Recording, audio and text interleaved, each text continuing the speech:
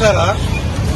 ದಾವಣಗೆರೆ ಎಲ್ಲ ನಾಗರಿಕರಿಗೂ ವಿಶ್ವ ಕರ್ನಾಟಕ ರಕ್ಷಣಾ ವೇದಿಕೆಯಿಂದ ನಮಸ್ಕಾರ ಮಾಡ್ತಾ ಇದ್ದೇನೆ. ನೋಡಿ, ಈ ಜಯದೇವ ವೃತ್ತದಲ್ಲಿ ಇರ್ತಕ್ಕಂಥ ಈ ಗುಂಡಿ ವರ್ಷಗಳಿಂದ ಗುಂಡಿ ಬಿದ್ದು ಜನ ತೊಂದರೆ ಅನುಭವಿಸ್ತಾ ಇದ್ದಾರೆ. ದಿನನಿತ್ಯ ಸಾವಿರಾರು ವಾಹನಗಳು ಓಡಾಡ್ತವೆ. ದ್ವಿಚಕ್ರ ವಾಹನ ಇರಬಹುದು, 4 ಚಕ್ರ ವಾಹನ ಇರಬಹುದು.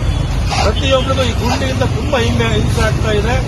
ವಯಸ್ಸಾದರಿಗೆ ಗುಂಡಿ ಒಂದ್ಸಲಿ ಗಾಡಿ ಇಳಿದು ಹೋಯ್ತು ಅಂದ್ರೆ ಬೆನ್ನು ಮೂಳೆ ತೊಂದರೆ ಆಗುತ್ತೆ, ಸೊಂಟಕ್ಕೆ ತೊಂದರೆ ಆಗುತ್ತೆ. ವಾಹನಗಳಂತೂ ಪದೇ ಪದೇ ರಿಪೇರಿಗೆ ಬರ್ತಾ ಇದ್ದಾವೆ.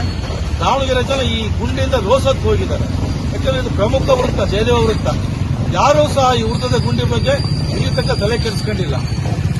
ಮಹಾನಗರ ಪಾಲಿಕೆ ಇರಬಹುದು, ಜಿಲ್ಲಾಡಳಿತ ಇರಬಹುದು, ಆದರೆ ಈ ರಸ್ತೆ ಮುಖ್ಯವಾಗಿ ಬರ್ತಾ ಇರೋದು ಲೋಕೋಪಯೋಗಿ ಇಲಾಖೆಗೆ. ಅವರಂತೂ ಸಣ್ಣ ಪುಟ್ಟ ಗುಂಡಿಗಳು ಮುಚ್ಚಕ್ಕೆ ಹೋಗ್ತಾ ಇಲ್ಲ.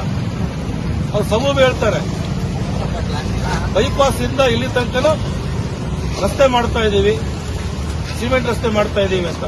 ಅದಕ್ಕಿಂತ ಮುಂಚೆ ಗುಂಡಿಗಳ ಕಾಟದಿಂದ ದಾವಣಗೆರೆ ಜನರನ್ನ ಪಾರು ಮಾಡೋದು ಯಾರು?